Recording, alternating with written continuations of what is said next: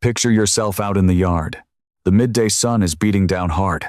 Right above you, that totally normal roof of yours is generating electrical current this very minute. You cannot see it happening.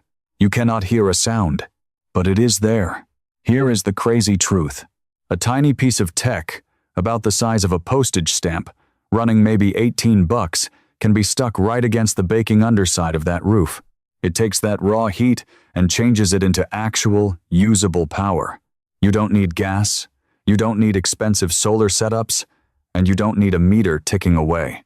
You just put that heat to work. My folks have relied on this quiet little secret for a long time, mostly because we were never hooked up to the main lines like you were. Growing up completely off the grid forces you to spot the free energy just lying around. This secret has been baking on top of every house in this country from day one. Stick around, because the core of this trick reaches back roughly 2 centuries, starting with a guy, a piece of metal, and a jumpy little compass needle that baffled everyone. By the end of this, I will walk you through exactly how to set this up on the home you already live in, not a custom build, but the very place you are sitting inside right now. I still remember the July I turned 9 years old, back in Holmes County, Ohio. I put my bare palm right flat on the tin roof of my uncle's buggy barn. I pulled my hand away so quick I almost tumbled right off my stepladder. That metal was hot enough to fry meat, and I was completely clueless that the scorching heat hurting my skin was basically cash I was tossing away. Let me explain what I mean by that. And let me explain why practically nobody in the modern world ever caught on. Just picture your roof on a blazing summer afternoon. Whether it is dark shingles or solid metal baking in the sun, the outside surface can easily shoot up to 160 degrees. Some of the metal ones I've worked around push closer to 180. You genuinely could cook breakfast up there. I am not kidding. I have actually tried it. Now, picture the air just a few inches below that decking, down inside the attic or caught in the shade. It is much cooler, maybe sitting around 90 degrees, or even lower if you have a decent draft. So, you have extreme heat on the top, cooler air underneath, and a barrier in the middle. That barrier, that stark difference in temp, is the entire magic trick. Most people stare at a sweltering roof and think, what a shame. My house is an oven, and my cooling bill is going through the roof. They are only half right. It is a terrible waste, just not in the way they assume. Because that specific gap in temperature baking on top, cool on the bottom, is the exact force that pushes electrical current through a very unique piece of hardware. And nearly every single home in America has this exact temperature gap happening totally for free, 8 to 12 hours a day, all season long. You are literally living underneath a power plant, yet you have been convinced the only way to get the lights on is to phone up the utility folks and agree to hand them your hard-earned cash every single month until you die. Here is the part that really hurts. Think about the money. A normal American household shells out over $1,700 every single year just for power. Year after year, decade after decade. That is 40 to 50 grand over a lifespan, just given away for something the sun is already dropping onto your shingles for absolutely nothing. And when the whole system drops dead, when a winter storm snaps the lines or the grid collapses during a summer scorcher, you are left sitting in pitch black. Your freezer food goes bad, your cell phone goes dead, and you can't even flick on a single bulb. I have seen entire cities go completely dark, while my family sat in warm, well-lit rooms, because we never leaned on those utility poles to begin with. That is the true price of staying in the dark. It is not just the lost cash, even though that financial drain is harsh. It is the complete lack of control. It is that sinking feeling that something as necessary as turning on a light in your own kitchen is owned by a stranger, and they can cut you off the second their hardware fails. I experienced that lack of control once, and I will speak plainly here. I used to believe the fix was extremely complex. I assumed you had to buy a roof covered in fragile glass panels and a giant battery system that cost more than a horse and buggy combined. I thought making your own free power was something only wealthy people did for fun. I was dead wrong. And the little item that proved me wrong is so incredibly basic. It actually made me mad that nobody ever explained it simply. So, I am going to explain it simply right now. That tiny gadget I was talking about is known as a thermoelectric module. Please, do not be intimidated by the scientific label. We didn't create it, and I am not going to claim otherwise. However, we grasped the core concept way before anyone gave it a complicated title, simply because the principle itself predates the power lines running down your avenue. The principle is just this: when you take specific types of metal and heat up one face while keeping the opposite face chilled, an electrical current is born. That is the whole trick. Heat goes in, power comes out. There are no moving gears to break, nothing that degrades over time, and zero fuel required. Right now, you can pick one of these units up for anywhere from $8 to $18. It is just a flat, square piece, maybe 1.5 inches wide, about as thick as a couple of checkers stacked together. It features one red wire and one black wire sprouting from the edge. Make one surface blazing hot and the other surface chilly, and those two little wires instantly wake up. If you shove one side right onto the baking plywood under your roof and attach a ridged piece of metal, a heat sink, to the chilled side to trap that coolness, the heat rushing through that tiny square forces actual electricity right down those lines. It happens silently, constantly, for as many days as the sun beats down on your shingles, which basically means forever, for your entire life, and your kids' lives too. I remember the exact shift I felt in my gut when that reality finally clicked, going from feeling trapped by the system to realizing, wait, it is really this basic? Because here is the secret they never share. That little ceramic square does not give a lick where the heat originates. Baking shingles, a cast iron wood stove, an exhaust pipe, or even a steaming kettle of water. Heat is just heat, and that stark contrast between hot and cold is its only requirement. My folks have harnessed that appetite in methods you would never expect, and I will share the most bizarre one before we finish up today, because it is the concept that truly blew my mind. But before we get there, you are likely wondering about the origins of this. Since it is so incredibly simple, you would assume someone would have been hollering about it a century ago. Honestly, someone practically did. Let us rewind roughly 200 years. The year was 1821. A fellow over in Europe, a modest researcher by the name of Thomas Seebeck, fused two unique metals together and applied a flame to the connection point. Out of nowhere, a compass resting on his table jumped. It shifted, as if an unseen hand had swiped it. He didn't entirely grasp his own discovery at the time. He assumed it was some sort of magnetic trick. He completely misunderstood the reasoning, but he was 100% accurate about the result. He had just proven to humanity that sheer heat and a thermal gap could generate an electrical flow completely unassisted. No batteries required, no ignition, zero fuel. They titled it the Seebeck effect in his honor. You can find it in the science books right now, clear as glass, completely out in the open, which leads to a very fair question. Why are you only discovering this today? Hang on to that thought. Grip it firmly, because the truth behind that delay is the piece of this puzzle that should really make your blood boil. For this moment, just absorb how ancient this knowledge is. 2 centuries. That is older than the invention of the light bulb, older than the utility conglomerates, older than the entire concept of purchasing your power. Way before a single spinning meter was bolted to an American wall, people fully understood that raw heat could drive a current. Now, in my community, we never bought into the frenzy of connecting every single building to the grid. Back when those utility poles marched across the farmland during the 30s and 40s, stretching from one town to the next, the majority of people were sprinting to sign the contracts. Our older generation stared at those cables and recognized something else entirely. They recognized a leash, a financial obligation that never ends, a total reliance on some faceless corporation in a distant metropolis that you could never look in the eye or negotiate with. Therefore, we just stuck to our old ways. We continued to ask ourselves, what does this specific task truly require? If a process demands warmth, You provide fire.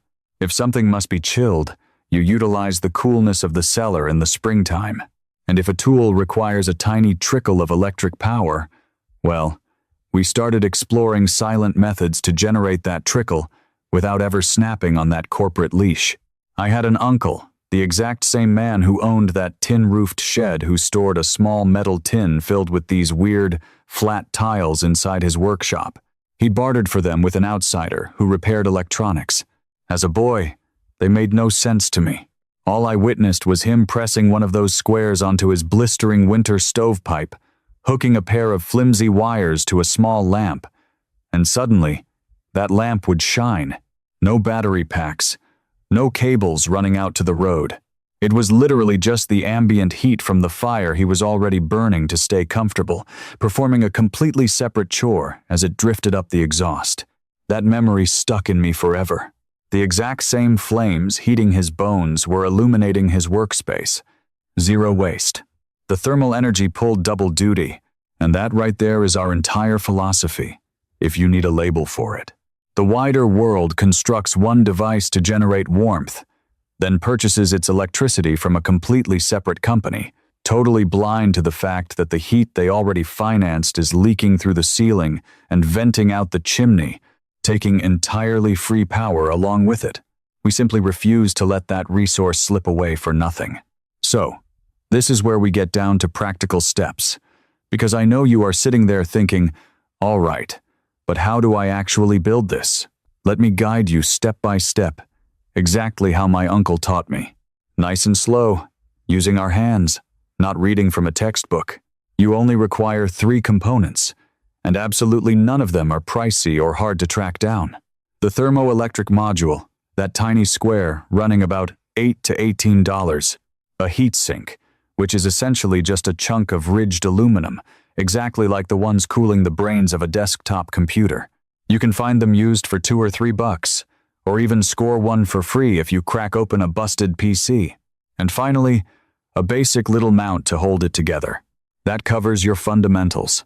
You press the hot face of the module directly against whatever is making heat. Up in your crawl space, that means the bare wood right beneath your shingles on a bright afternoon, ideally the south-facing side, which gets the most brutal sun. On the opposite, cool face, you bolt that heatsink on tight so its metal fins can disperse the warmth into the milder attic breeze. The goal is to maximize that temperature gap. A wider divide between hot and cold equals a stronger electrical flow. It is really that straightforward. You will also want to dab a tiny bit of thermal paste between the layers. That might sound high-tech, but it is basically a cheap tube of gray slime that lets the heat transfer smoothly without any air pockets acting as a roadblock. Air is your worst enemy. In this setup, it insulates. You need pure metal-to-metal contact, letting that thin paste plug up any microscopic ridges you cannot see. Route those 2 wires into a cheap little charge controller, maybe another $5, which grabs that fluctuating current and smooths it out, so a battery or a USB plug can actually absorb it. After that, you are ready to juice up a smartphone, power a strand of LED bulbs, run an emergency radio, or slowly fill a backup battery from dawn to dusk, guaranteeing you have power when the sun drops. Let me give it to you straight, though, because I refuse to spin you a fairy tale and leave you stranded. A single solitary tile is not going to power your entire property. It will not crank your AC unit or fire up your oven. If anyone claims an $18 gadget can substitute the entire utility grid, they are feeding you a lie, and I refuse to do that. But here is the absolute truth that gets swept under the rug. You can link 10 of these tiles together, or even 20. They are modular. Because they are so inexpensive, building an entire array might cost you a few $100 total, compared to the tens of thousands you would drop on the giant glass arrays those pushy salesmen peddle. An array like that, feeding off a roof baking at 160 degrees all July, provides enough juice to illuminate your rooms, top up your power tools and devices, and run your critical gear when the neighborhood goes black. If you simply want to erase that feeling of vulnerability during a grid failure, this is a total game changer. Plus, It survives the exact severe weather that destroys the expensive residential rigs. No mechanical pieces to ice over, no turbine blades to snap, no fragile glass to shatter in a hailstorm. Just a row of tiny ceramic tiles silently sipping up thermal energy.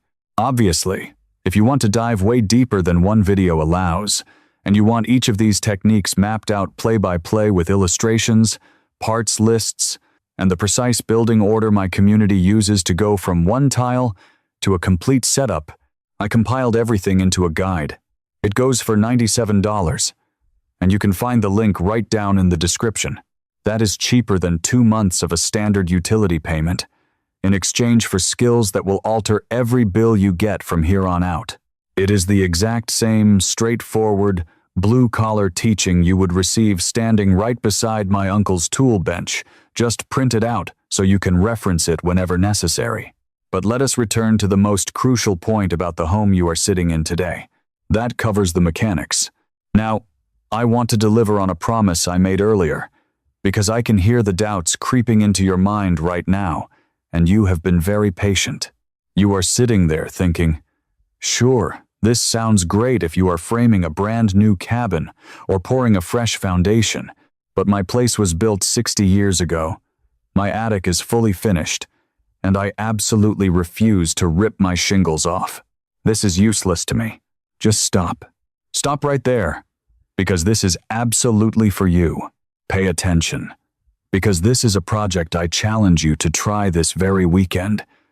0 permits required, 0 hired help, and needing absolutely no one's blessing. You do not have to mess with your roof whatsoever. Recall the golden rule I mentioned. The ceramic tile does not care what is producing the heat. It only craves the variance between blistering and chilly. So, you just need to locate the thermal energy you are already generating and throwing away. Do you own a wood-burning stove? Or a fireplace insert? That exhaust chimney gets incredibly hot every night during the winter months, and currently, all of that energy is just venting straight up into the freezing sky, producing 0 extra value. Strap one of these modules to that very pipe, exactly how my uncle rigged his. Point the finned sink outward toward the room's cool air. Run your wires down to a controller, and suddenly, every log you burn to keep the chill away is quietly spinning up electricity as a bonus. You get illumination from the exact same fire you were tending anyway. Do not have a wood stove? Check behind your kitchen fridge. Feel those radiating coils. Or find a bright window facing south during the afternoon peak, where you could stick a piece of black painted metal to soak up the rays while the indoor air remains mild. Check the metal exhaust vent on your gas water boiler. Any location where you can find high temps on one face and mild temps on the flip side, separated by just a tiny gap, is prime real estate for this tech. Want the simplest Saturday afternoon project possible? Grab a scrap of sheet metal, hit it with some matte black spray paint, and lean it against a sunny glass pane or the south side of your home. Sandwich the module right between that scorching black surface and your heat sink pointing into the shade. The whole rig will cost you $25 max. Place it in the direct sunlight on a cloudless day and just watch your multimeter jump to life. I have set this up on a window ledge with a youngster looking on, and I promise you, the sheer wonder on a kid's face when an unplugged lamp lights up from nothing but a dark square baking in the sun. That pure amazement is exactly what modern society has been denied.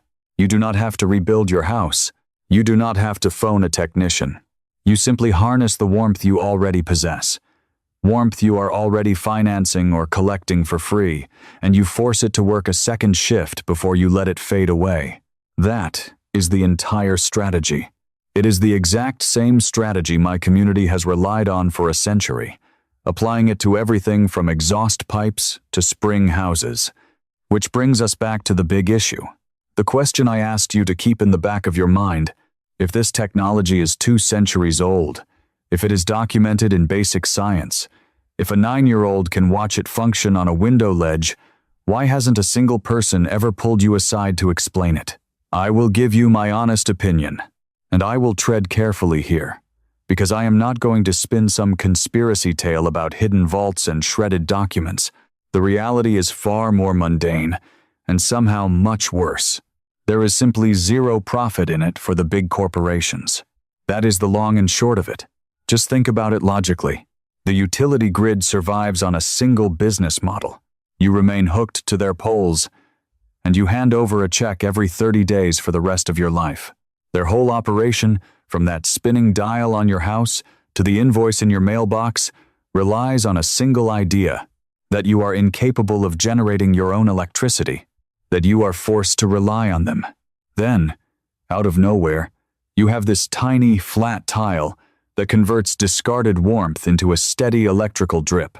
It is cheaper than a meal at a restaurant, has zero fragile components, requires zero gas, and survives for years on the house you already paid for. Who on earth would market that? Who would pay to run that commercial on evening television?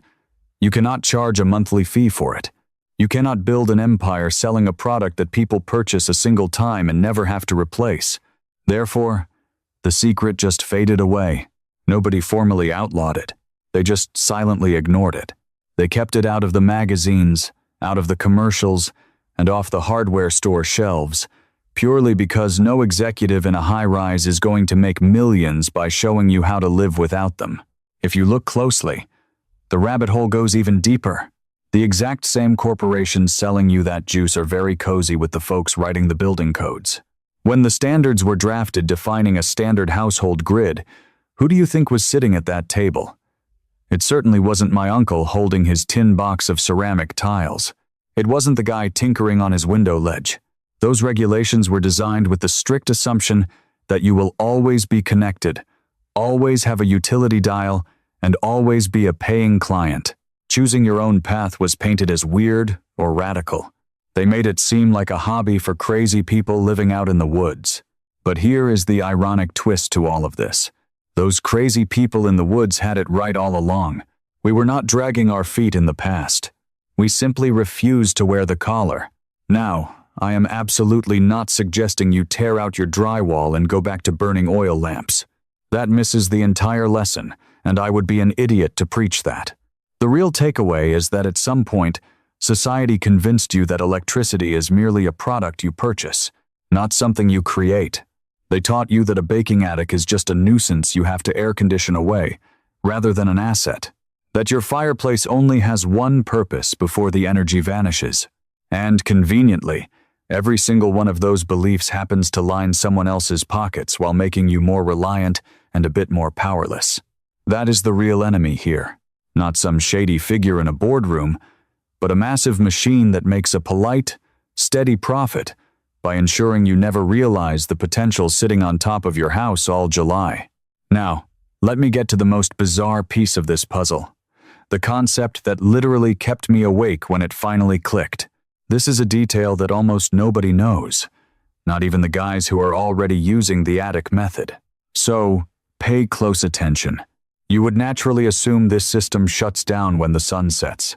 The roof gets hot, the power flows, and that is that. Once it gets dark and the shingles cool off, the show ends, correct? Absolutely not. The logic behind why that is false is honestly one of the most incredible lessons my granddad ever passed down to me while we were standing out in a pasture on a crisp, cloudless evening. When the sky is totally clear, any flat object aimed directly upward at the stars actually becomes chillier than the surrounding breeze. I need to repeat that, because it sounds like magic the first time you process it. The material literally drops below the temperature of the air, wrapping around it. Why does that happen? Because that vast, dark sky above you is essentially a direct portal to the freezing void of outer space. Any surface pointed right at it throws its thermal energy upward, bleeding heat into the vacuum much quicker than the ambient air can reheat it. That is not just a guess. That is the exact reason you find ice crystals on your lawn or your truck's glass on a morning when the local weather never actually hit the freezing mark. The air itself was mild enough, but the objects staring at that open sky chilled themselves down so far that ice formed. My granddad described it as the night sky drinking up the heat. The textbooks label it radiative cooling. It means the exact same thing. So, connect the dots here. If a piece of metal aimed at the stars becomes icy colder than the breeze, you instantly have your thermal gap back. You have a freezing face and a relatively warmer face.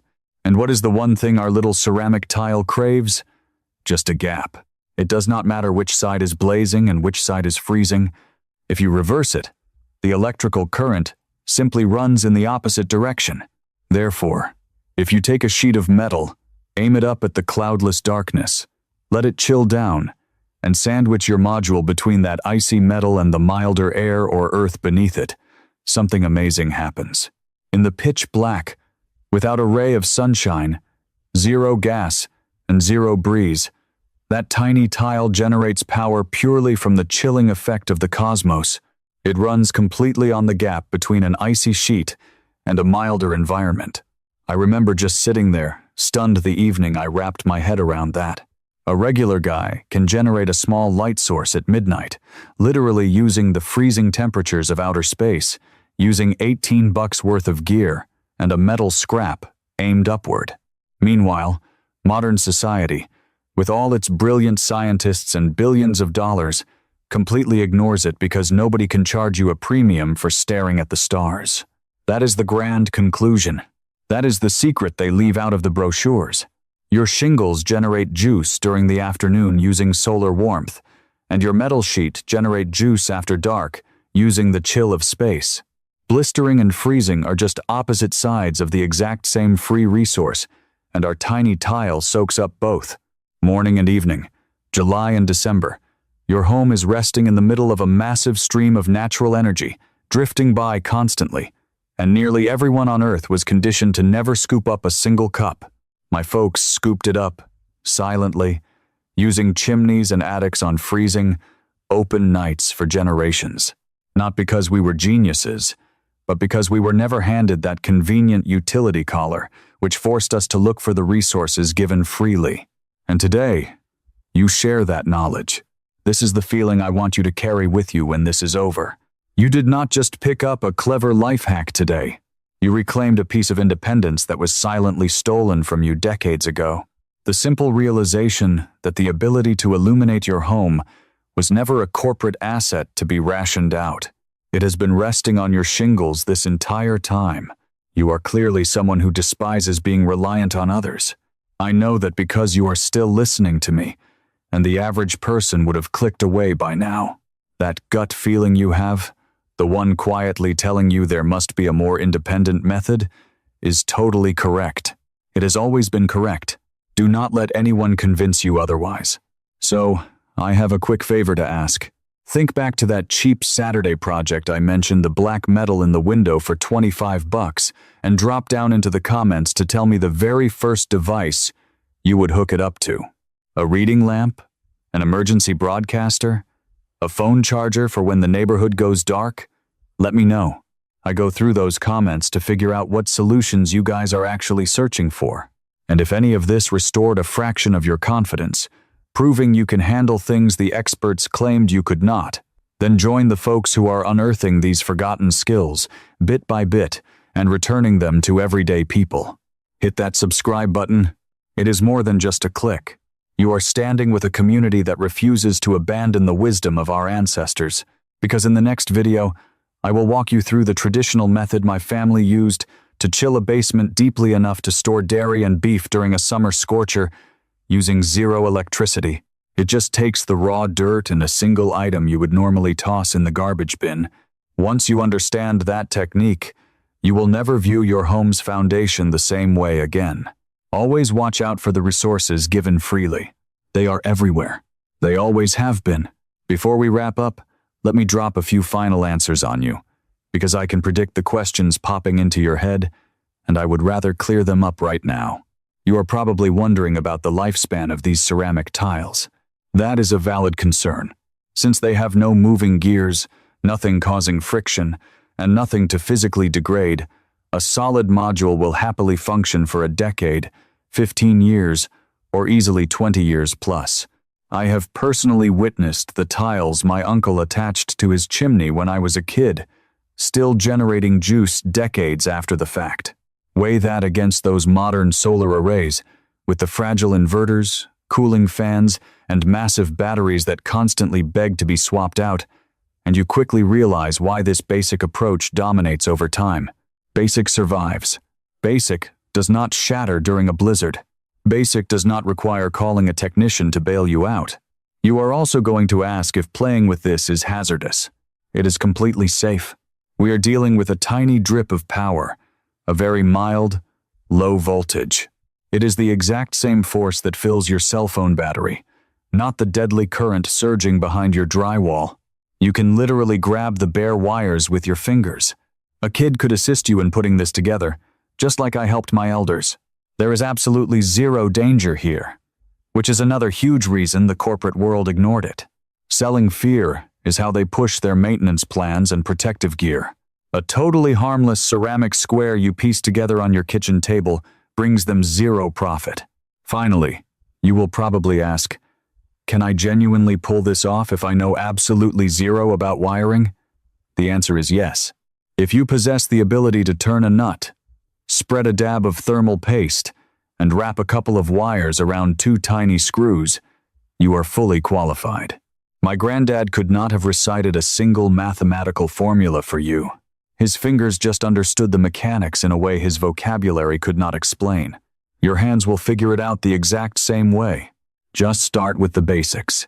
A single tile, a single painted metal sheet, a single sunny pane of glass. Watch your testing dial jump, and let that tiny jump educate you better than any manual could. Let me leave you with this one final thought. Modern society wasted a century constructing a gorgeous, incredibly pricey, and completely delicate system to power your bulbs, and then softly brainwashed you into believing it was your only option. That was a lie. The most ancient, straightforward, and budget-friendly method has been baking on your shingles and drifting down from the stars this entire time. My folks just never quit paying attention to it. So, go pay attention. Go press your palm against your shingles on a blistering afternoon. Absorb that intense warmth they told you to constantly battle against. And finally, realize that the heat was never your opponent. It was simply a present you lost the instructions for. But now you remember. So go put it to work.